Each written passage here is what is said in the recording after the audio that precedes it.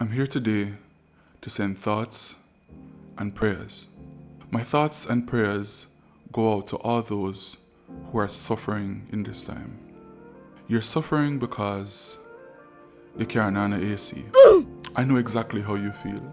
I too was once there. When Ching Ching said, roast or fry, roast or fry, what you want, roast or fry. You, my friend, are that breadfruit he was referring to. Because you're in the car and you just a roast. And sometimes you fry. It's like you're in an oven and you have nowhere to go. I know exactly how. Sorry, I know exactly how you feel.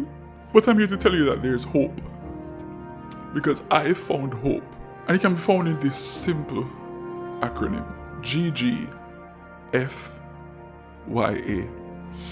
Go and go fix the AC. Because you know, reach somewhere yet, and the place hot. I don't feel like it's getting no cooler. So my encouragement to you is, go and go fix the AC. For all of us sake.